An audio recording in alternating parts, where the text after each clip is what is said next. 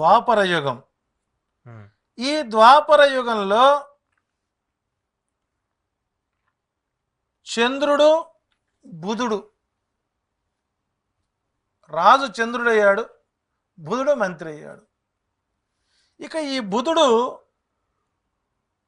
చంద్రుడికి బద్ధవైరం, ఉమ్, ఇద్దరికి పడదు. ఈ చంద్రుడు చతుష్టష్టి కళలకు ప్రధాన కారకుడు. బుధుడు శాంబరి విద్యా ప్రభావ సంపన్నుడు, అంటే మంత్ర తంత్ర శాస్త్రాలపై కొద్దిగా పూర్తి స్థాయిలో వాటి ద్వారా అనేక బాధల్ని కల్పిస్తూ ఉంటాడు. ఈ ద్వాపర యుగంలో నదీ పరివాహక ప్రాంతాల్లో ఆశ్రమ నిర్మాణాలు చేసుకుని వేదాధ్యయన పరులై ఆగమ శాస్త్రాలపై పూర్తి స్థాయిలో విద్యా గోష్ఠులు జరుగుతున్నప్పుడు ఈ బుధుడి ప్రభావం చేత రాక్షస స్వభావులకు రాజులతో, శాంబరి విద్యా ప్రభావులకు స్త్రీలతో సప్త వ్యసనాలను అలవాటు చేశారు. మనకు భాగవతంలో చెప్పినన్ని ఆశ్రమాలు, చెప్పినన్ని అరణ్యాలు, చెప్పినన్ని వనాలు, అక్కడ జరిగే సంఘటనల మొత్తాన్ని మనకు వ్యాసుడు భాగవతంలో మనం పూర్తిగా ఇచ్చుకొచ్చాడు కృష్ణావతారంలో. అందుకే చూడాడు చంద్రుడు, కృష్ణుడు పుట్టినటువంటి సమయం అష్టమ చంద్రుడు, రోహిణీ నక్షత్రముతో కూడినటువంటి అష్టమ స్థానంలో కనుక చంద్రుడు ఉంటే మేనమామ గండం. ఇది అశరీరవాణి చెప్పిందని, అందువల్ల దేవకి వసుదేవులు తీసుకుని నదిలో ఒక కారాగార గృహంలో బంధిస్తే అష్టమ సంతానం పుట్టగానే గర్భం అంటే ఆ సమయంలో వసుదేవుడు ఆ బిడ్డని యమునా నది దాటించిన పరిస్థితిలో అతని కోసం ప్రయత్నాలు చేస్తూనే ఉన్నాడు. కాబట్టి రోహిణి నక్షత్రంలో పుట్టి లగ్నము నుండి అష్టమంలో గనక చంద్రుడు ఉంటే ఆ జాతకుడికి మాత్రమే మేనమామకు దోషం. ఓకే, మరి ఇప్పుడు ఏమైందండి? అధునాతన జ్యోతిష్యులు రోహిణి నక్షత్రమా శాంతి చేసేయాలి, ముందు మేనమామ గండం, పిల్లాన్ని చూపించకూడదు, అవును అలా అంటా ఉంటారు అని చెప్పి ఆ మేనమామ చచ్చిపోతాడని భయపెట్టి అక్కడ ఇంటి దగ్గర వాడికి శాంతి, ఇక్కడ వీడి శాంతి, చేసుకున్న ఇద్దరికి అశాంతి, చేసిన వాడికి ప్రశాంతి. ఇది జ్ఞానం, ఈనాటి జ్ఞానం అది. మరొక్కసారి రోహిణి నక్షత్రంలో పుట్టినటువంటి వారికి మేనమామ గండం లేదు. ఓకే, దోషం ఎట్లాగంటే అష్టమంలో చంద్రుడు ఉంటేనే ఆ పుట్టినటువంటి జాతకుడికి లగ్నం నుంచి అష్టమంలో చంద్రుడు ఉన్న వారికి మాత్రమే మేనమామ శాంతి చేయాలి అనేది ప్రామాణికం. ఓకే, సో ఇక నుంచి మీరు ఆ భయాన్ని వదిలివేయండి. ఇట్లా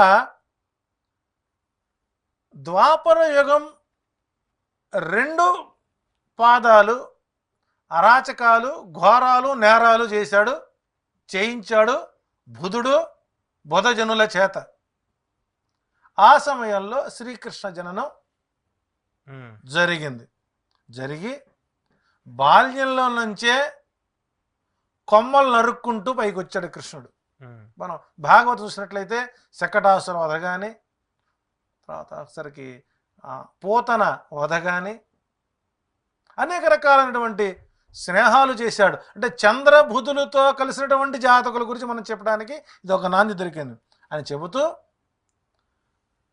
భగవద్గీతలో అణిమ, లగిమ, గరిమ సిద్ధులు, అణిమా సిద్ధే, లగిమా సిద్ధే, గరిమా సిద్ధే, మహిమా సిద్ధే, ఈశత్వ సిద్ధే, వశిత్వ సిద్ధే, ఇవి అష్టసిద్ధులన్నీ కూడా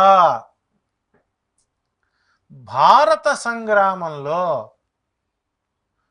ఆనాటి కాలానుగుణ్యంగా పాశుపత తంత్ర ప్రయోగాలు చెయ్యటానికి నాచే ఈ సూక్ష్మ సిద్ధులు ఉద్భవించబడినవి అని కృష్ణుడు భగవద్గీతలో మనకు చెప్పాడు అని చెబుతూ ద్వాపర యుగం 4వ పాదంలో పూర్తి స్థాయిలో తాను శరీరాన్ని వదిలేసే సమయంలో ఈ ద్వాపర యుగంతోనే ఈ శాంభరీ విద్య సంపన్నులైనటువంటి ఈ తాంత్రికులు, మాంత్రికులు వామాచార సాంప్రదాయము, వామాచారము మాయావులను నాశనము చేయుటచే భగవానుడే నేను పుట్టాను కాబట్టి ఈ ద్వాపర యుగంతోనే వామాచార సాంప్రదాయము అన్ని పాశుపతాస్త్రాలని నాచే నిర్మూలన చేయబడినవి తప్ప మరొకటి కాదు అని చెబుతూ ఈ యుగ ప్రభావము చేత కలియుగమున వాక్ పాశుపతముతోనే సృష్టిని ఆరంభించండి అని భగవానుడు ఇంద్రాది దేవతలకు చెప్పాడు. ఓకే. అంటే దీన్ని బట్టి కలియుగంలో తంత్ర విద్యలు, తాంత్రిక మంత్రాలు, శాంభరి విద్యలు, వామాచార సంప్రదాయం అనేటువంటి వామాచార మంత్ర శాస్త్రాలన్నీ కూడా పని చేయవు అని శాపం ఇచ్చినటువంటి శ్రీకృష్ణుని గౌరవిద్దామా? ఇంకా మేము ఈ కలియుగంలో ఉన్నాం, మేము కృతయుగంలోనే పుట్టి కృతయుగంలో ఈ విద్యను నేర్చుకుంటూ అప్పుడు కృష్ణుడి దెబ్బకు మాయమైపోయి కొండల్లో, గుట్టల్లో, గుహల్లో దాక్కుని మేము కలియుగంలో మళ్ళీ ఉద్భవించి మేము ఈ సాంప్రదాయం చేస్తామనే వాళ్ళని మనం గౌరవించాలని ప్రతిపాదించుకోవాలి. సో కాబట్టి తాంత్రిక విద్యలు, తంత్రసారాలు, తంత్ర విద్యలు, వామాచారం అనేటువంటిది కృతయుగంలో లేకుండా పోవుగాక, లేని విధంగా సృష్టిని ఆరంభించండి అని సాక్షాత్ శ్రీకృష్ణుడే ఇంద్రాది దేవతలకు ఒక ఆర్డర్ ఇచ్చి వెళ్తే